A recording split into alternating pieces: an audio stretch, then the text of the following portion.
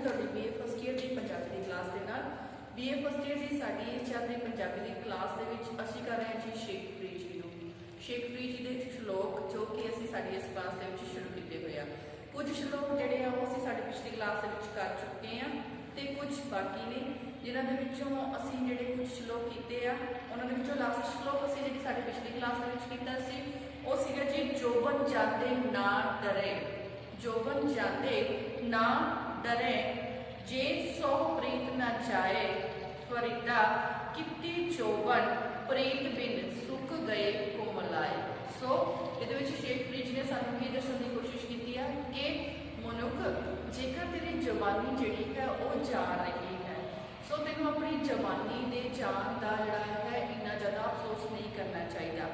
जेकर तेरी जवानी तेरे हथों निकल चुकी है जाग चली गई है तो तेनों इस गल का जिहड़ा है वो अफसोस पछतावा नहीं करना चाहिए क्योंकि कई जुबानियां अजिहियां भी हैं जिहड़ियां परमात्मा के नाम तो बिना ही इस संसार तो चलियां गईयां हैं। सो तेनों ये नहीं कहना चाहिए कि जेकर तेरी जवानी चली गई है तो तेरे को परमात्मा का नाम जिहड़ा है वो नहीं जपिया जाएगा। सगों तेनों परमात्मा का नाम जिहड़ा है वो हर उम्र दे विच जपना ही चाहिए है। भावें कोई बजुर्ग होवे भावें कोई जवान है हर एक नूं परमात्मा के नाम का सहारा जिहड़ा है वो लेना ही चाहिए है। परमात्मा का जिहड़ा नाम है वो सारिआं नूं जपना ही चाहिए है। सो कहते परमात्मा दे प्यार नूं हमेशा ही तेनों जिहड़ा है वो बरकरार रखना चाहिए है। ते कहते प्रभुपति परमात्मा दे नाल जो जीव आत्मावां प्यार नहीं पाउंदियां जां जो लोग भगती नहीं करते सिमरन नहीं करते वो जिहड़े हैं उन्होंने कई तरह के दुखों का सामना जिहड़ा है वो करना पैंदा है। सो अगे है जी कहते फरीदा चित खटोला वाण दुख बिरहा बिछाना लेप एहो हमारा जीवना तू साहिब सच्चे वेख।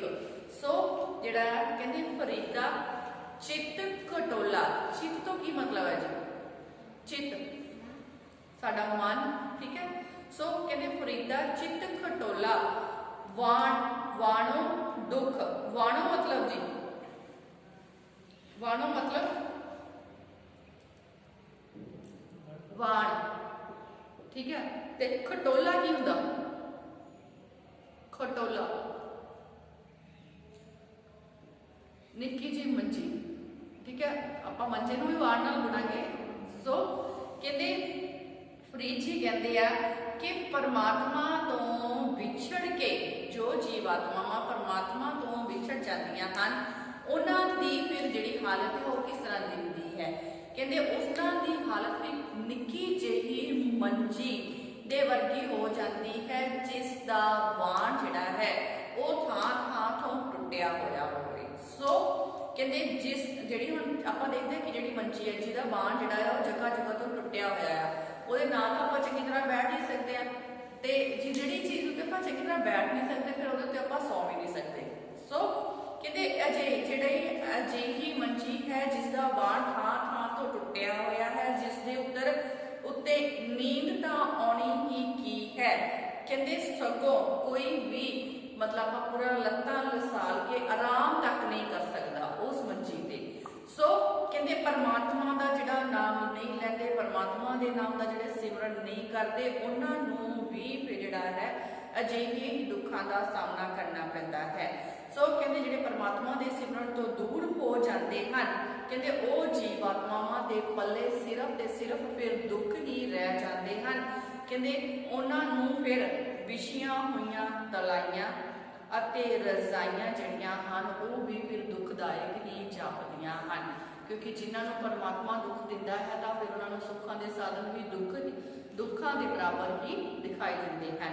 सो परमात्मा के नाम सिमरन तो ਜਿਹੜੀਆਂ जीवात्मावां पासे हट जांदियां ਹਨ उन्होंने हमेशा दुखों का भागी ही बनना पैंदा है।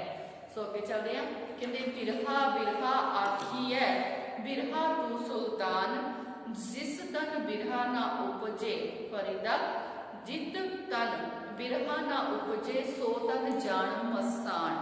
सो मसान किसनूं क्या दिंदा है जी शमशान घाट।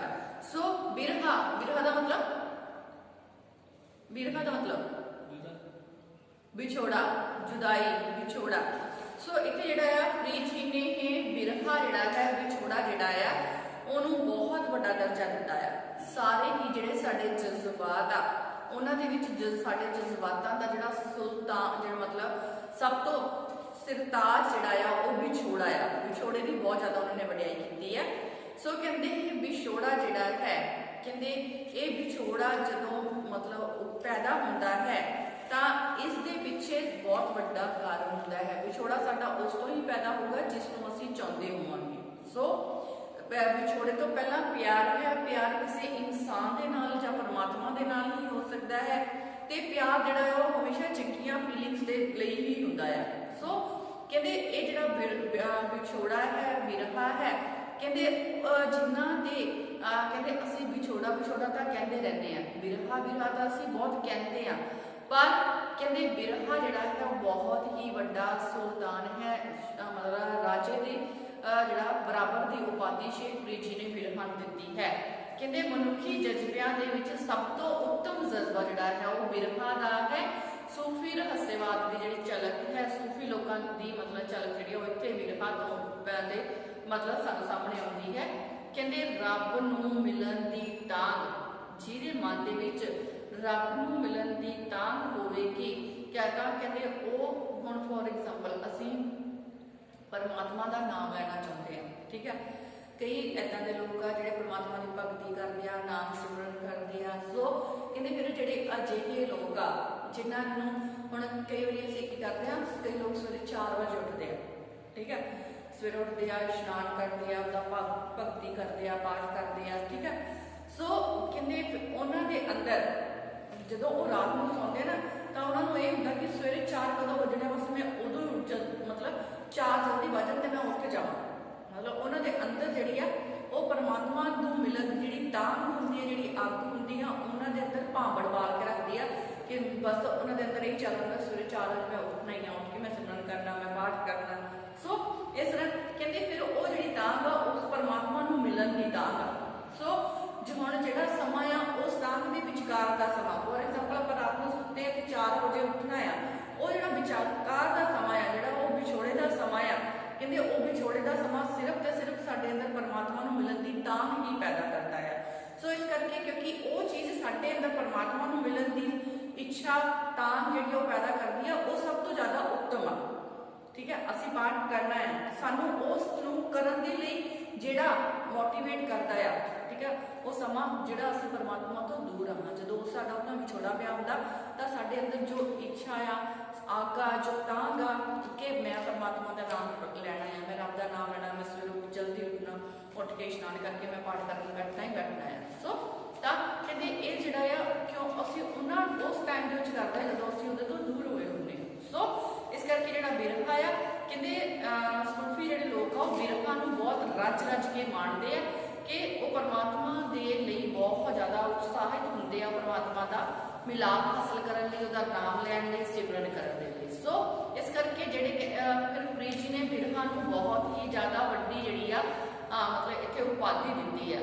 ते उन्होंने नाल ही ये भी गल कहा कहते जिन्हां दे जिहड़े शरीर दे विच जित तन की गल जित तन बिरहा ना उपजे। सो कहते भी जिहड़े ही केस जिहड़े शरीर आ जिन्हां दे विच विछोड़ा जिहड़ा है वो कदे पैदा ही नहीं होया, फिर उन्हां वो शरीर दा सिर्फ ते सिर्फ मसाणा दे विच शमशान घाट दे विच सड़न दे बराबर ही हैं, ठीक है। हुण जिहड़े लोग आ जिन्हां दे मन दे विच कदे रब नूं मिलन दी तांग ही पैदा नहीं हुई, जिन्हां ने कदे रब दा सिमरन ही नहीं कीता, रब दा नाम ही नहीं लिया, कोई भगती नहीं की, फिर अजिहे जिहड़े शरीर आ उन्हां दा संसार दे विच आउणा भी व्यर्थ ही है, क्योंकि परमात्मा ने सानूं इस संसार दे विच भगती करन दे लई भेजिया है, आपदा नाम लैण दे लई भेजिया है। जदों असीं ओही भुल जाने आ तां फिर साडा जिहड़ा है संसार दे विच आउणा व्यर्थ चला जाता है। सो शेख फरीद जी ने यही कहा कि जिन्हां दे मनां दे विच जिन्हां दे शरीर दे विच बिरहा जिहड़ा है वो कदे पैदा ही नहीं होया, जिन्हां ने कदे बिरहा विछोड़े नूं कदे चख के ही नहीं देखिया, उहदा स्वाद ही नहीं उन्हां नूं पता हैगा कि विछोड़ा किहड़ी चीज़ नूं कहंदे आ। सो कहते फिर अजिहे शरीर जिहड़े हन सिर्फ ते सिर्फ शमशान घाट विच जाण दे समान ही हन, क्यों? क्योंकि उन्होंने कदे परमात्मा का नाम ही नहीं लिया होता। सो समझ आ गई जी। नैक्सट चलिए। सो अगे कहते फरीदा ए विश गंदला धरिया खंड लिवाद। सो कहते एक गहिंदे रह गए एक राती गए उजाड़। सो ये विश गंदला धरिया खंड लिवाड़ कहते एक गहिंदे रह गए एक राती गए उजाड़। सो जड़ियां विश मतलब जहर, गंदला साग वाली गंदला नहीं होंगी, गंदल वैसे तो साग वाली गंदल को भी कहा जाता। तो इतने जड़िया संसारिक पदार्थों को कहा गया जो अपने सुख सहूलता है। सो इतने जड़े दुनियावी वस्तुआं जड़ियां हैं उन्हां दी तुलना इन्होंने गंदलों के नाल कीती है। सो कहते जो मनुख संसार से आता, ठीक है, संसार से आके रब ने तो उन्होंने भगती करने लिए भेजा, पर वो की करता जो संसार च आता बचपन होंदा अपनी सारी उम्र खेड कुदरत से ला दिंदा, ठीक है, जवानी होती है तो काम भी करना पैंदा, ठीक है। तो फिर साडियां जवानी दे विच इच्छा भी बहुत वध जांदियां कि मैनूं मेरा आ भी होना चाहिए, मेरे को गड्डी भी होनी चाहिए, मेरा घर भी बहुत वधिया होना चाहिए, मेरे को जो जॉब भी होनी चाहिए, हर चीज़ की इच्छा जी मनुख के मन के पैदा हो जाती है। सो कहते जिहड़े ये दुनियावी पदार्थ आ जिन्होंने प्राप्त करने की इच्छा साडे मन के पैदा हो जाती है तो फिर असं उन्होंने पिछे दौड़ते हैं, फिर बस जो काम करते उन्होंने खातर दौड़ते रह जाते उन्होंने पिछे, ठीक है। पर असली जी ड्यूटी सी साड़ी उन्होंने असीं भुल जाते हैं कि रब ने सानू आपदा सिमरन करने लिए भेजा सी, भगती करने लिए भेजा सी, असीं वो तो बिल्कुल भी नहीं की। सो एक प्रीच जिहड़े आ वो दुनियावी पदार्थ जिन्हां दे पिछे बंदा जिहड़ा आ सारी जिंदगी ला दिंदा है, उन्होंने ये जिहड़ा विश गंदला कहता है कि जहर दियां जिहड़ियां गंदलां हन। सो शेखर जी कहते हैं कि ये मनुख ये दुनियावी पदार्थ जिन्हां दे पिछे तू जिहड़ा है रात दिन दौड़दा फिरदा है। सो कहते ओह तां खंड दे विच लपेटियां हुईयां, खंड दे विच लपेट मतलब आप कोई चीज़ लपेट दी है ना, कौड़ी भी होवे आपां नूं खंड ला दईए तां आपां नूं लगदा भी शायद मिट्टी हो गई है। सो कहते ये तां खंड दे नाल लपेटियां हुईयां जहर दियां भरियां हुईयां गंदलां हन। सो कहते इन्हां गंदलां नूं भाव इन्हां दुनियावी पदार्थां नूं तां कई लोग जिहड़े हन वो बीजदे ही मर गए हैं। सो अपने पेरेंट्स ग्रैंड पेरेंट्स दादा दादी की गल करिए, सो उन्होंने जी जमीन अपने लिए बढ़ाई होती है, ठीक है, वो बेचारे तो वो जमीन संभालते ही रह जाते हैं, ठीक है। उस बाद जो पुत्र आते हैं फिर वो जी उस जमीन की जी कमाई है वो खाते हैं, ठीक है। उस बाद गां वाले आते तो पता ही नहीं उन्होंने वेच वट के गां ही तुर जाते हैं। सो कहते कई तो इन्होंने गंदलों बेचते ही मर गए हैं तो कई बीजिया हुई वढ़ते ही जिहड़ा है मतलब बिचे ही छड्ड के चले गए हैं। कई तो बीजते मर गए, कई उन्होंने जिहड़ा है बीजिया हुई वढ़ते मर गए, कई बीजिया हुई बिचे ही छड्ड के इस संसार तो चलते गए हैं। सो कहते इस करके मनुख के जो दुनियावी पदार्थ है उन्होंने मगर जिहड़ा है वो नहीं लगना चाहिए। इन्हां जहर भरियां गंदलां नूं बीजण की जगह अपना जिहड़ा मन है वो परमात्मा के नाम सिमरन के वल ला लेना चाहिए है, भाव के परमात्मा की भगती जिहड़ी आ वो समा रहते कर लेनी चाहिए है, ठीक है जी, क्लीयर। सो अगे चलिए। सो अगला जिहड़ा है वो सौखा है श्लोक, उन्होंने तुसीं आप ट्राई करोगे तो तुसीं आप समझ सको, ठीक है। सो कहते फरीदा दर दरवाजे जाए के, फरीदा दर दरवाजे जाए के क्यों डिठो कंडियाल, क्यों डिठो कंडियाल यह निर्दोषा मारिए हम दोषां दा क्या हाल। सो पहला दसो कि दर दरवाजा मतलब किनू क्या गया, कोई किसी के दरवाजे पे, ठीक है। सो कहते दर दरवाजे जाए के क्यों डिठो, डिठो मतलब देखना, कंडियाल कंडियाल किनू कहते हैं, हाँ कंडियाल दसो किनू कहते हैं,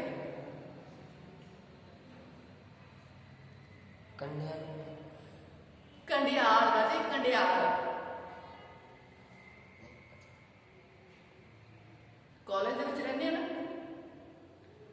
ਪੀਰੀਅਡ ਬੰਦ ਮਤਲਬ ਲੱਗ ਗਿਆ, ਘੜੀ ਤੇ ਟਾਈਮ ਦੇਖਣਾ। ਪੀਰੀਅਡ ਜਿਹੜਾ ਆ ਤੁਹਾਡੇ ਹਰ ਇੱਕ ਦੇ ਗੁੱਟਾਂ ਤੇ ਘੜੀ ਨਹੀਂ ਬੰਨੀ ਹੋਈ, ਠੀਕ ਹੈ। ਤੁਹਾਡਾ ਪੀਰੀਅਡ ਪੂਰਾ ਹੋ ਗਿਆ, ਆਫ ਹੋ ਗਿਆ ਹੈ ਪੀਰੀਅਡ, ਤੁਹਾਨੂੰ ਕੌਣ ਦੱਸਦਾ ਹੈ? ਗੱਡੀ ਬੇਲ ਲੱਗਦੀ। ਹਾਂ, ਘੰਟੇ ਜਿਹੜੀ ਉਹ ਘੰਟਿਆਲ ਹੁੰਦੇ ਆ। ਸੋ ਜਦੋਂ ਆਪਾਂ ਮਤਲਬ ਗੁਰੂ ਗ੍ਰੰਥ ਸਾਹਿਬ ਦੀ ਬੀੜ ਲੈ ਕੇ ਆਉਂਦੇ ਹਾਂ, ਅੱਗੇ ਘੰਟਿਆਲ ਵਜਾਉਂਦੇ ਜਾਂਦੇ ਆ ਨਾ, ਘੰਟੀ ਖੜਕਦੀ ਹੈ ਨਾ। ਹਾਂ, ਜਦੋਂ ਆਪਾਂ ਮੰਦਰਾਂ ਦੇ ਵਿੱਚ ਜਾਂਦੇ ਹਾਂ, ਟੱਲ ਵਜਾਉਂਦੇ ਆ ਨਾ, ਘੰਟਿਆਲ। ਕਈ ਵਾਰ ਜਦੋਂ ਕਿਸੇ ਪੁਰਾਣੀ ਫਿਲਮ ਦੇ ਵਿੱਚ ਦੇਖਿਆ ਵੀ ਹੋਊਗਾ ਕਿ ਕਰਨ ਅਰਜੁਨ ਫਿਲਮ ਜਿਨ੍ਹਾਂ ਨੇ ਦੇਖੀ ਆ, ਉਹਦੇ ਵਿੱਚ ਵੱਡਾ ਸਾਰਾ ਘੰਟਿਆਲ ਲੱਗਿਆ, ਦੇਖਿਆ ਨਾ, ਵਜਾਉਂਦਾ ਨਾ ਕਰਨ ਅਰਜੁਨ ਨੂੰ ਘੰਟਾ ਪਿੱਟ। ਸੋ ਪੁਰਾਣੇ ਸਮੇਂ ਦੇ ਵਿੱਚ ਕੀ ਹੁੰਦਾ ਸੀ ਕਿ ਲੋਕਾਂ ਨੂੰ ਸਮੇਂ ਦਾ ਜਿਹੜਾ ਸੀ ਉਹ ਪਤਾ ਘੰਟਿਆਲ ਤੋਂ ਹੀ ਲੱਗਦਾ ਸੀ। ਘੰਟਿਆਲ ਵੱਜਦਾ ਸੀ ਤਾਂ ਉਹਨਾਂ ਨੂੰ ਪਤਾ ਜਾਂਦਾ ਸੀ ਸਮਾਂ ਇੰਨਾ ਹੋ ਗਿਆ ਹੈ। ਸੋ ਮੰਦਰਾਂ ਦੇ ਵਿੱਚ ਆਪਾਂ ਜਾ ਕੇ ਦੇਖਦੇ ਹਾਂ ਕਿ ਘੰਟਿਆਲ ਵਜਾਉਂਦੇ ਆ, ਠੀਕ ਹੈ। ਹੁਣ ਆਪਾਂ ਜਾਂਦੇ ਹਾਂ, ਮੰਦਰ ਜਾਂਦੇ ਹਾਂ, ਠੀਕ ਹੈ। ਮੰਦਰ ਜਾ ਕੇ ਉਹ ਘੰਟੀ ਨੂੰ ਟਲ ਕਰ ਦਿੰਦੇ ਆ, ਠੀਕ ਹੈ। ਕਿਉਂ ਕਰਦੇ ਹੋ ਜੀ ਇੱਦਾਂ ਦਾ? ਕਿਉਂ ਕਰਦੇ ਹੋ? ਉਹ ਘੰਟੀ ਦਾ ਕੀ ਕਸੂਰ ਆ, ਉਹਨੂੰ ਕਦੋਂ ਵਜਾ ਦਿੰਦੇ ਹੋ? ਗਏ ਤਾਂ ਮੰਦਰ ਚੋਂ ਮੱਥਾ ਲੱਗਦਾ ਹੈ ਨਾ ਮੰਦਰ पे आके, ਮਤਲਬ ਰੱਬ ਨੂੰ ਦੱਸਣ ਦੀ ਕੋਸ਼ਿਸ਼ ਕਰਦੇ ਹੋ ਕਿ ਆ ਘੰਟਿਆਲ ਵੱਜ ਗਿਆ ਤੇ ਮੈਂ ਮੰਦਰ ਚ ਆ ਗਿਆ ਹੈ, ਠੀਕ ਹੈ। ਸੋ ਦੇਖੋ ਉਹਨੂੰ ਵਜਾਉਣ ਦਾ ਕੋਈ ਮਤਲਬ ਆਪਣਾ ਮਤਲਬ ਕੀ ਹੈ, ਕੋਈ ਖਾਸ ਕਾਰਨ ਨਹੀਂ ਹੁੰਦਾ, ਫਿਰ ਵੀ ਇਸ ਨੂੰ ਜਿਹੜਾ ਵੀ ਜਾਂਦਾ ਟਲ, ਠੀਕ ਹੈ। ਹੁਣ ਉਹ ਵਿਚਾਰਾ ਤਾਂ ਨਿਰਦੋਸ਼ ਆ, ਤੇ ਉਹਨੇ ਕੋਈ ਗੁਨਾਹ ਕੀਤਾ ਹੈ ਤੇ ਉਹਦੇ ਤੇ ਚੋਟ ਠੱਕ ਕੇ ਮਾਰ ਦਿੰਦੇ, ਜਾਂ ਆਪਾਂ ਕੀ ਉਹਨੇ ਕੋਈ ਗੁਨਾਹ ਤਾਂ ਨਹੀਂ ਕੀਤਾ, ਵਾਰ-ਵਾਰ ਉਹਨੂੰ ਬਚਾਉਂਦੇ ਆ, ਠੀਕ ਹੈ। ਸੋ ਫਰੀਦ ਜੀ ਨੇ ਉਦਾਹਰਨ ਲਈ ਉਸ ਘੰਟਿਆਲ ਦੀ। ਸੋ ਕਹਿੰਦੇ ਫਰੀਦਾ ਦਰ ਦਰਵਾਜ਼ੇ ਜਾਏ ਕੇ, ਕਹਿੰਦੇ ਆਪਾਂ ਮੰਦਰਾਂ ਦੇ ਵੀ ਦਰਵਾਜ਼ਿਆਂ ਤੇ ਜਾ ਕੇ ਕਹਿੰਦੇ ਤੁਸੀਂ ਘੰਟਿਆਲ ਵੱਜਦਾ ਦੇਖਿਆ ਆ, ਠੀਕ ਹੈ। ਤੁਸੀਂ ਘੰਟਿਆਲ ਨੂੰ ਜਿਹੜਾ ਵਜਾਉਂਦੇ ਹੋ, ਘੰਟਿਆਲ ਵੱਜਦਾ ਦੇਖਿਆ ਆ, ਠੀਕ ਹੈ। ਕਹਿੰਦੇ ਇਹ ਤਾਂ ਵਿਚਾਰਾ ਨਿਰਦੋਸ਼ ਹੈ, ਇਹ ਨਿਰਦੋਸ਼ਾ ਮਾਰੀ ਹੈ, ਉਹ ਨਿਰਦੋਸ਼ ਆ, ਉਹਨੇ ਕੋਈ ਵਿਚਾਰੇ ਨੇ ਗੁਨਾਹ ਨਹੀਂ ਕੀਤਾ ਹੁੰਦਾ, ਆਪਾਂ ਫਿਰ ਵੀ ਠੱਕ ਦੇ ਡਲ ਬਜਾ ਕੇ ਉਹਨੂੰ ਵਿਚਾਰੇ ਨੂੰ ਕੁੱਟ ਗਿਆ, ਉੱਤੋਂ ਆਪਾਂ ਕੀ ਕੱਢਣਾ ਹੈ, ਠੀਕ ਹੈ। ਆਪਾਂ ਉਹਨੂੰ ਨਿਰਦੋਸ਼ ਨੂੰ ਮਾਰਦੇ ਹਾਂ। ਸੋ ਕਹਿੰਦੇ ਉਹ ਨਿਰਦੋਸ਼ ਆ, ਉਹਨੂੰ ਫਿਰ ਵੀ ਵਿਚਾਰੇ ਤੇ ਚੋਟ ਪੈਂਦੀ ਆ, ਵਾਰ-ਵਾਰ ਉਹਦੇ ਤੇ ਚੋਟਾਂ ਵਜਾਈਆਂ ਜਾਂਦੀਆਂ ਆ। ਪਰ ਅਸੀਂ ਲੋਕ ਜਿਨ੍ਹਾਂ ਨੇ ਪਤਾ ਨਹੀਂ ਕਿੰਨੇ ਕੁ ਪਾਪ ਕੀਤੇ ਆ, ਕਿੰਨੇ ਕੁ ਜੀਵ ਹੱਤਿਆ ਕੀਤੀ ਆ, ਕਿੰਨੇ ਕੁ ਕੁਛ ਨਾ ਕੁਛ ਕੀਤਾ ਆ, ਪਾਪੀ ਕਹਿੰਦੇ ਅਸੀਂ ਲੋਕ ਤਾਂ ਜਿਹੜਾ ਦੋਸ਼ਾਂ ਦੇ ਨਾਲ ਭਰੇ ਪਏ ਆ। ਤਾਂ ਫਿਰ ਇਹ ਸੋਚ ਲਓ ਹੁਣ ਸਾਡੇ ਵਰਗੇ ਦੋਸ਼ਾਂ ਦਾ ਕੀ ਹਾਲ ਹੋਣਾ। ਰੱਬ ਨੇ ਸਾਨੂੰ ਵੀ ਘੰਟਿਆਲ ਵਜਾ ਦੇ ਕੇ ਕੁੱਟਣਾ ਹੈ, ਠੀਕ ਹੈ। ਸੋ ਕਹਿੰਦੇ ਦਰ ਦਰਵਾਜ਼ੇ ਜਾਈ ਕੇ ਜਿਉਂ ਡਿੱਠੋ ਘੰਟਿਆਲ, ਕਹਿੰਦੇ ਕਿਉਂ ਉਸ ਘੰਟਿਆਲ ਨੂੰ ਕਿਉਂ ਦੇਖਦਾ ਪਿਆ ਹੈ? ਇਹ ਤਾਂ ਨਿਰਦੋਸ਼ ਹੈ ਤੇ ਇਸ ਨੂੰ ਨਿਰਦੋਸ਼ ਨੂੰ ਹੀ ਇੰਨੀ ਚੋਟ ਮਾਰੀ ਜਾਂਦੀ ਹੈ। ਪਰ ਇਹ ਮਨੁੱਖ, ਤੂੰ ਤਾਂ ਦੋਸ਼ਾਂ ਦੇ ਨਾਲ ਭਰਿਆ ਪਿਆ ਹੈ, ਪਾਪਾਂ ਦੇ ਨਾਲ ਭਰਿਆ ਹੋਇਆ ਹੈ, ਫਿਰ ਤੇਰੇ ਵਰਗੇ ਜਿਹੜਾ ਦੋਸ਼ੀ ਮਨੁੱਖ ਦਾ ਕੀ ਹਾਲ ਹੋਵੇਗਾ ਜਦੋਂ ਤੈਨੂੰ ਪਰਮਾਤਮਾ ਦੀ ਦਰਗਾਹ ਦੇ ਵਿੱਚ ਪੇਸ਼ ਹੋਣਾ ਪਵੇਗਾ। ਕਲੀਅਰ? ਸੋ ਅੱਗੇ ਚੱਲਦੇ ਹਾਂ।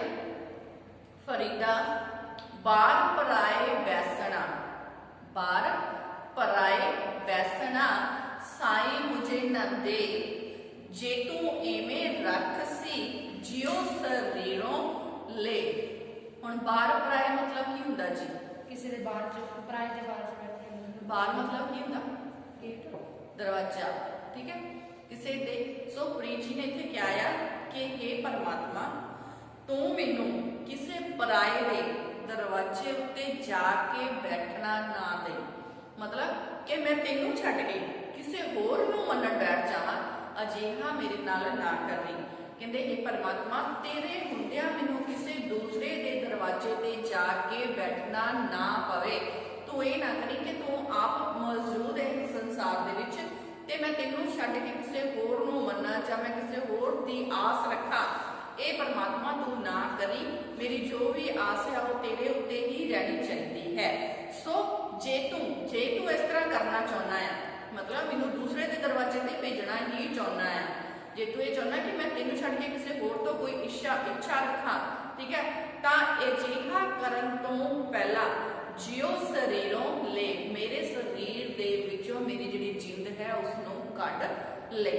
ਸੋ ਕਹਿੰਦੇ हे ਪਰਮਾਤਮਾ, ਤੂੰ ਮੈਨੂੰ ਜਗ੍ਹਾ ਜਗ੍ਹਾ ਥਾਂ ਜਿਹੜਾ ਆ ਧੱਕੇ ਖਵਾਉਣ ਦੇ ਲਈ ਆਪਣੇ ਚਰਨਾਂ ਤੋਂ ਵੱਖ ਨਾ ਕਰੀ। ਮੇਰਾ ਜੋ ਆਦਰ ਮਾਣ ਤੇਰੇ ਲਈ ਮੇਰੇ ਮਤਲਬ ਮਨ ਦੇ ਵਿੱਚ ਬਣਿਆ ਹੋਇਆ ਹੈ ਉਹ ਸਦਾ ਬਣਿਆ ਰਵੇ। ਮੈਂ ਕਿਸੇ ਹੋਰ ਦਾ ਮੁਹਤਾਜ ਨਾ ਰਹਾ, ਮੈਂ ਕਿਸੇ ਹੋਰ ਕੋਲ ਕੋਈ ਇੱਛਾ ਲੈ ਕੇ ਨਾ ਜਾਵਾਂ ਤੇਰੇ ਤੋਂ ਬਗੈਰ।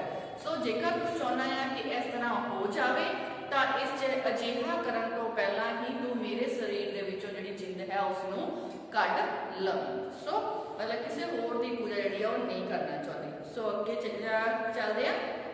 ਫਰੀਦਾ ਇੱਕ ਨਾ ਆਟਾ, ਆਟਾ ਕੀ ਹੁੰਦਾ? ਹਾਂ, तो जिदी ਅਸੀਂ ਰੋਟੀ ਬਣਾਉਂਦੇ ਹਾਂ, ਠੀਕ ਹੈ। ਇੱਕ ਨਾ ਆਟਾ ਅਗਲਾ, ਇੱਕ ਨਾ ਨਾਹੀ ਲੂਣ, ਇੱਕ ਨਾ ਆਟਾ ਅਗਲਾ, ਇੱਕ ਨਾ ਨਾਹੀ ਲੂਣ। ਲੂਣ ਮਤਲਬ ਨਮਕ। ਸੋ ਅਜੇ ਗਏ ਸਿੰਘਾਸਨ ਪਰ, ਕਹਿੰਦੇ ਚੱਟਾ ਖਾਸੀ ਕੌਣ। ਸੋ ਕਹਿੰਦੇ ਮਤਲਬ ਇੱਥੇ ਇੱਕ ਗਰੀਬ ਦੀ ਤੇ ਇੱਕ ਅਮੀਰ ਦੀ ਜਿਹੜੀ ਆ ਮਤਲਬ ਇਸ਼ਾਰਾ ਦੱਸਿਆ, ਨਾਲ ਨਾਲ ਦੱਸਿਆ ਕਿ ਸੰਸਾਰ ਜਿਹੜਾ ਹੈ ਉਹ ਨਾਸ਼ਵਾਨ ਹੈ। ਸੋ ਕਹਿੰਦੇ ਪ੍ਰੀਤ ਜੀ ਕਹਿੰਦੇ ਆ ਕਿ ਕਈ ਤਾਂ ਅਜਿਹੇ ਆਦਮੀ ਇਸ ਸੰਸਾਰ ਦੇ ਹਨ ਜਿਨ੍ਹਾਂ ਕੋਲ ਬਹੁਤ ਸਾਰਾ ਆਟਾ ਹੁੰਦਾ ਹੈ, ਕਈ ਤਾਂ ਅਜਿਹੇ ਆ ਜਿਨ੍ਹਾਂ ਕੋਲ ਆਟਾ ਬਹੁਤ ਜ਼ਿਆਦਾ ਹੈ, ਤੇ ਕਈ ਅਜਿਹੇ ਵੀ ਆ ਜਿਨ੍ਹਾਂ ਦੇ ਕੋਲ ਆਟਾ ਵੀ ਨਹੀਂ ਹੁੰਦਾ ਤੇ ਆਟੇ ਦੇ ਵਿੱਚ ਪਾਉਣ ਲਈ ਜੋਗਾ ਲੂਣ ਵੀ ਨਹੀਂ ਹੁੰਦਾ, ਮਤਲਬ ਬਿਲਕੁਲ ਹੀ ਕੁਝ ਇਹਨਾਂ ਦੇ ਕੋਲ ਨਹੀਂ ਹੁੰਦਾ। ਸੋ ਕਹਿੰਦੇ ਪਰੰਤੂ ਮਨੁੱਖੀ ਜਨਮ ਦੀ ਸਫਲਤਾ ਦਾ ਜਿਹੜਾ ਅਸਲੀ ਮਾਪਦੰਡ ਹੈ, ਅਸਲੀ ਜਿਹੜਾ ਹੈ ਸੱਚ ਹੈ, ਕਹਿੰਦੇ ਉਹ ਸਿਰਫ ਇਹ ਹੈ ਕਿ ਇਹ ਜਿਹੜੇ ਝੂਠੇ ਪਦਾਰਥਾਂ ਦੇ ਲਈ ਕਹਿੰਦੇ ਜੋ ਲੋਕ ਜਿਹੜੇ ਹਨ ਰੱਬ ਦੀ ਦਰਗਾਹ ਦੇ ਵਿੱਚ ਆਪਣੇ ਗੁਣਾਂ ਤੇ ਔਗਣਾਂ ਦੇ ਆਧਾਰ ਤੇ ਹੀ ਮਨੁੱਖ ਦੀ ਜਿਹੜੀ ਪਰਖਾ ਉਹ ਹੋਵੇਗੀ। ਸੋ ਕਹਿੰਦੇ ਜਿਹੜੇ ਲੋਕ ਬਹੁਤ ਹੀ ਜ਼ਿਆਦਾ ਚੀਜ਼ਾਂ ਦੇ ਮਾਲਕ ਹਨ, ਸਿੰਘਾਸਨਾਂ ਦੇ ਮਾਲਕ ਹਨ, ਜਿਨ੍ਹਾਂ ਨੇ ਇਸ ਸੰਸਾਰ ਦੇ ਵਿੱਚ ਬਹੁਤ ਹੀ ਜ਼ਿਆਦਾ ਸਫਲਤਾ ਜਿਹੜੀ ਹੈ ਪ੍ਰਾਪਤ ਕੀਤੀ ਹੋਈ ਹੈ, ਕਹਿੰਦੇ ਉਹ ਜਿਹੜੇ ਹੈ ਉਹ ਸਾਰੇ ਦੀ ਸਾਰੀ ਝੂਠੀ ਹੈ, ਇਹ ਸਾਰੇ ਪਦਾਰਥ ਝੂਠੇ ਹਨ। ਕਹਿੰਦੇ ਸਿਰਫ ਤੇ ਸਿਰਫ ਮਨੁੱਖ ਦੇ ਕੀਤੇ ਹੋਏ ਚੰਗੇ ਕਰਮ ਹੀ ਉਸ ਦੇ ਨਾਲ ਜਾਣਗੇ। ਇਹ ਪਦਾਰਥ ਜਿਹੜੇ ਇਸ ਸੰਸਾਰ ਤੇ ਹੀ ਰਹਿ ਜਾਣਗੇ, ਚਾਹੇ ਕੋਈ ਅਮੀਰ ਹੈ ਚਾਹੇ ਕੋਈ ਗਰੀਬ ਹੈ, ਇਹ ਦੁਨਿਆਵੀ ਪਦਾਰਥ ਹਨ, ਇਹ ਸਾਡੇ ਨਾਲ ਨਹੀਂ ਜਾਣੇ, ਸਗੋਂ ਸਾਡੇ ਨਾਲ ਤਾਂ ਸਾਡੇ ਕੀਤੇ ਹੋਏ ਚੰਗੇ ਅਮਲ ਚੰਗੇ ਕਰਮ ਹੀ ਸਾਡੇ ਨਾਲ ਜਾਣਗੇ।